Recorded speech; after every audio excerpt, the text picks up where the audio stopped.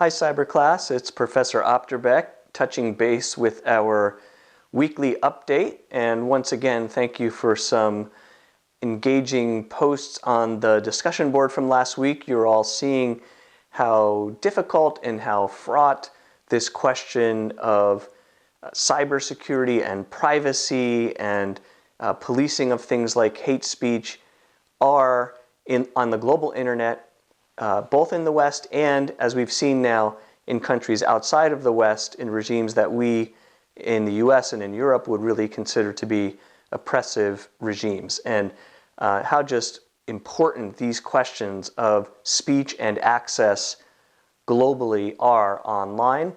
The technological and social and cultural means that governments both outside the West and in the West have to control the internet, and how difficult it is to draw lines. Now, I'm really excited about our summit on Saturday.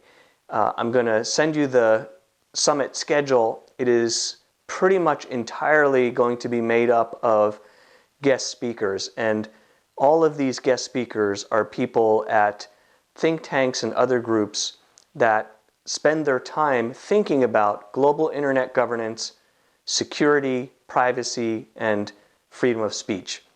So you'll hear a bunch of different perspectives from different parts of the world about these questions, and I'm really looking forward. I think we have a great slate of guests that are going to be with us on Saturday.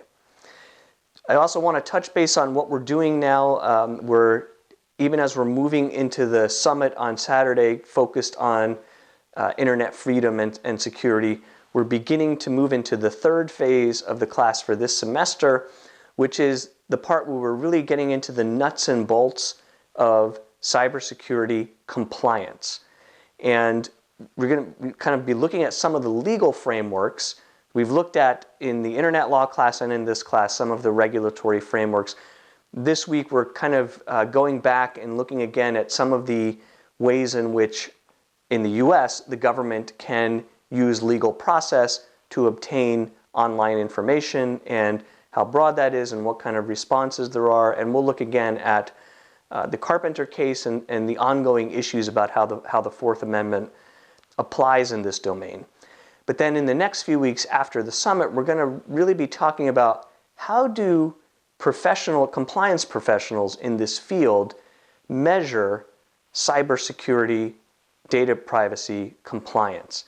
What are some tools and techniques that they use? And we're going to introduce some basic concepts and some basic frameworks that are really going to be helpful to you as a lawyer if you end up practicing in this field or doing some things that touch on this field.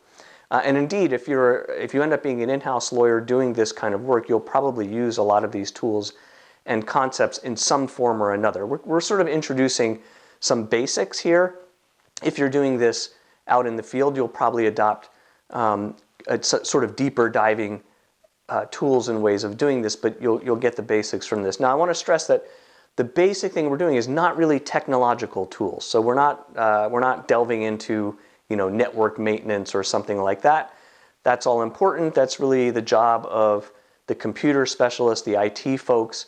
But you as a lawyer or a compliance professional have these broader frameworks that both legal and compliance frameworks that you're then bringing into conversation with the IT folks. So that's the kind of thing we focus on.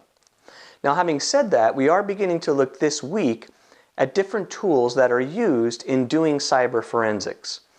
And as we've discussed from the beginning of the semester, I'm not expecting you to become experts in these tools. It's unlikely that as a lawyer or a compliance professional, you're going to be directly employing these tools. But as a lawyer or a compliance professional, I do think you need to want to be familiar with what they are, with how they work, and with what the capabilities of law enforcement or a private investigator or an in-house cybersecurity team or a consulting firm, what their capabilities and tools are. So have a great week. Have fun playing a little bit with Autopsy and Wireshark. Think a little bit about these NIST guidelines that I've asked you to look at. These really are kind of a gold standard of cybersecurity compliance frameworks in the industry. And then I look forward to seeing you all for what's going to be a really great summit on Saturday.